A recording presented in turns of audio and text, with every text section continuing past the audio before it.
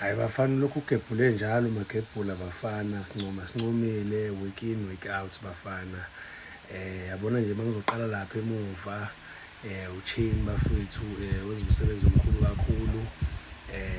uChain umsebenzi nje awenzayo yiwo lo ukuthi akhathaze abantu ngoku-chase ibhola because uyakwazi ukudlala bafowethu ey'nyaweni. Ngimbonile izolo eze eyofika esenta amaZulu engafuni ukupressa ngenxa yokuthi u-Atazwane i-approach yakhe bi-direct. Ubazi vele ukuthi okay uChain uzofuna ukukhathaza abadlali bakhe elokhu efuna be-chase ibhola.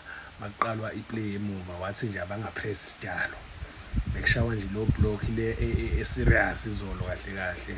AmaZulu eshaye low block e-serious bafowethu, kodwa uChain wakwazi ukuyi-contain leyo nto njengo-goalkeeper. Kunyuke yena kube uyena obahalisayo labo ukuthi beze kuyena. Bafowethu bese kuzoba laphana uSiyema bafowethu. Hhayi uSiyema bafowethu udlala u-clean kakhulu bafowethu.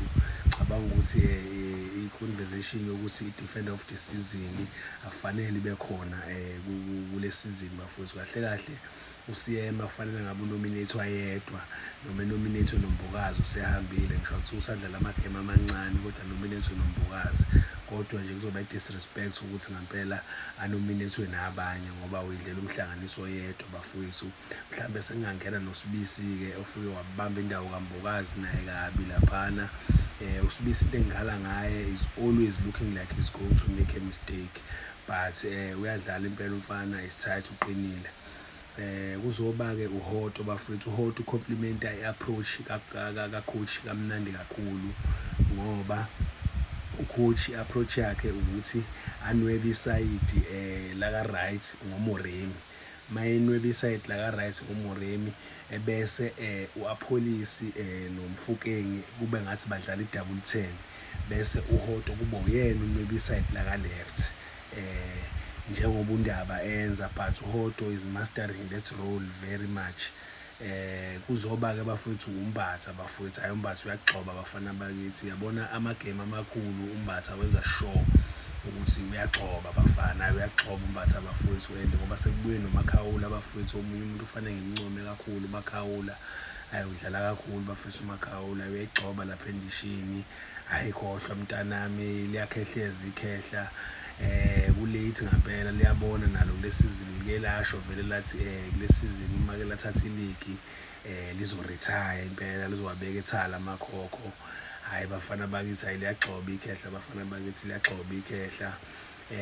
Bese futhi ngiphinde ngincoma noVan Rooyen bafowethu bakudifendwa impela. Hhayi ukahle kakhulu.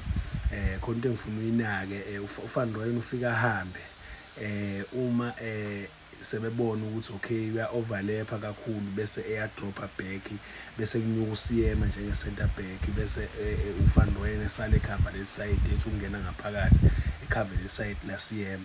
And uSiyema muhle kakhulu menyuka bafowethu, muhle kakhulu. Yabona futhi kube siyi-team edlala ngama-set piece, ngabe sesiwine kakhulu nguSiyema uma eliqhuba nje ebheke phambili ngoba uhlezi bemthinta. Ngesikhathi bemthinta basuke sebemthinta endaweni engaba ingozi kuma-team adlala ngama-set piece. Kube yikhona ukuthi thina sidlala nge-open play. Hhayi bafana bese ngizoncoma-ke i-trio yami lapha phambili, Moremi, Apholisi, Mofokeng. Ngizoqala ngoMoremi. uMoremi bafowethu usinika into enkulu kakhulu eyenza ukuthi egqilazeke ama-defender ehlezi enwebekile, ebenazo ikhala zokuvulela uMfokeng lapha no-Apholisi njenge-double 10. Lento eyenziwa uHoto ngale, lento siyenza nga-left nge-full back bese sizoyenza nge-winger ngapha ka-right bafana bakithi. Bese ngizoyivumela uMfokeng bafana bakithi. Angisafuni ukukhuluma kakhulu ngoMfokeng bafowethu, u-number 10 role usewudlile ngodliye. Bazobona abanye abafuna ukudlala u-number 10 laphana ukuthi bazokwenze njani. oTito, oDlamini, oMbule bazomphumuza umfana uma ukuthi isuke imphikile igame, kodwa kancane ukuthi aphikwe igame umfana. Uzophunyuzwa-ke, uzoshintshwana ngoba no-coach uyakwazi ukwenza i-rotation bafowethu. Bese kuzoba u-Apholisi bafowethu. u-Apholisi nokuninaka bafowethu, amagoli amaningi esiwakorayo a-initiate uyena bafowethu. Kwagoli leli layizolo uyena olu-initiate-ile leli likaMfokeng bafowethu. Ningambhayizeli u-Apholisi bafowethu. I-player of the season leya mina ngokwami njengamanje. akekho futhi engiqhathanisa naye, mhlampe sengaba-ke uMfukeng ngoba nangu naye Vuk'uzobala second half of the season, mhlampe sengamqhathanisa naye. Bese kuzoba uMbuthuma lapha phambili bafethu. uMbuthuma ngiyacela nje mawukuthi mhlampe uyoyizwa le video yami, uyadlala umfana muhle kakhulu, uyagebha kahle and uyawahlukumeza ama-defender, but amaphasi akhe mezokwenza i-decision akezame ukuba calm, ezama ukurelaxa mezophasa, engatatazeli kakhulu. Siyazi udlala phambili, udlale endaweni ene-high pressure, but akazame ungatatazeli, enze nje amaphasi kahle. Mekufanele anwebe esayidini njengoba kusuke kwenza uMakgopa, akwenze lo.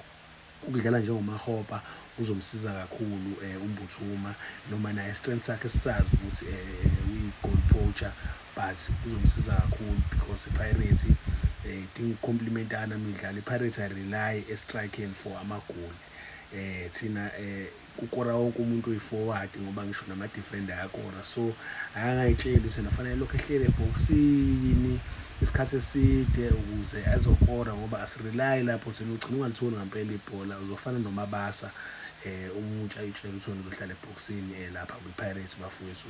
Akalungise i-final touch yakhe umfana, zonke izinto ezolunga, but i-energy yakhe ngiyayithanda. Yabo nje energetic ngendlela e-right, ama-defender awakhathaza bafowethu. Ngicabanga ukuthi iyona into engingayisho ngegame yezolo bafowethu. Abafana bayayigxoba, abafana bakhombisa ukuthi i-league bayayifuna impela. Le league siyayifuna bafowethu, siyifuna kakhulu impela. Nejongo lomlungu bafowethu, ijongo lomlungu lifike layigxoba izolo, lishaya leya semi-assist yaleya on goal ka-goalkeeper, liligoli ofanayo belinika uMfukeng, kodwa phela kuyaye kuthiwa-ke igoli mali off target, bese liyangena phakathi, liye li-awadwe njenge-on goal malithinte kumdlali wangale bafowethu, ngoba beku-off target ukushaya iphuli. Okay, asikubeke eceleni-ke lokho. Ijongo elimhlophe, indlela eliholde ngayo laphana ngiyayithanda kakhulu. Ubonile ukuthi kuthe maningena ijongo elimhlophe, uMfukeng waphuma waya esayidini walinika i-number 10 role, uyabo. Lafike nalo lathi ukubakhathaza impela ijongo elimhlophe. Hayi, liyakhathaza impela ijongo elimhlophe. UMsendami didn't have a good game, didn't have a bad game, he just had a normal game. I think udinga ama-minutes umfana, sithemba ukuthi uzomnika ucoach kule game ye-TTM. Futhi well done to Siyema ngokuthi athathe loya yellow card siya egamini elula, so that ezoclearisha amakhadi akhe, because Sundowns kule nyanga siphinde sibe ne-Chiefs, so besingadingi umdlalo osengcupheni yamakhadi obaluleke njengayo Siyema. Well done to that. Kunjalo nje bafowethu, yilokho engingakusho. Bese-ke ngizokhala ikhale lapha u-Abdeslam bafowethu. u-Abdeslam akayiyeke lento yokushintsha uMbatha, ngisho uMbatha egxoba laphana bafowethu, ngoba uMbatha ubengaba naye man of the match izolo, but wagcina semshintsha u-Abdeslam. Kusho ukuthi sekwaba into ayikremile nje la ekhanda lakho ukuthi uMbatha fanele amshintshe mfowethu. Asiphiki uNemtajelo uyadlala impela inkunzi, kodwa amagame amakhulu kanjena uMbatha ayamdinga bafowethu kakhulu. Ubonile futhi izolo ukuthi unede waphuma uMbatha sathi ukudropha, so-ke akayilungisi ucoach leyo nto. Mhlampe kungenzeka ukuthi uyamprotect uMbatha, umprotectela lamagame amakhulu azayo. Nanokuthi ucoach ngeke ngambona ukuthi uMbatha kahle kahle engathi umthatha serious kakhulu lapha kwi-Pirates, akadingi ukuthi alimale. That is why nange-first half of the season bengamdlalisi kakhulu, ubenokumbeka nje ebhentshini, because ngicabanga ukuthi into eyenza lokho ile ya position esingekho right kuyona, ngoba kulimele uNduli. Uye ukuthi shuthi mangathinteka noMakhawula sesingaba senkingeni ekutheni sithole umuntu ene-experience ozodlala i-CDM. Kodwa-ke bafowethu, ngicabanga ukuthi izolo bengamele amkhiphe uMbatha, ngoba uMbatha beyigxoba kakhulu izolo bafana, beyigxoba kakhulu uMbatha izolo, ngoba nale game yango-Saturday wayegxoba kakhulu uMbatha bafowethu. Okunye nokunye-ke sesiyokubona bafowethu umshuku.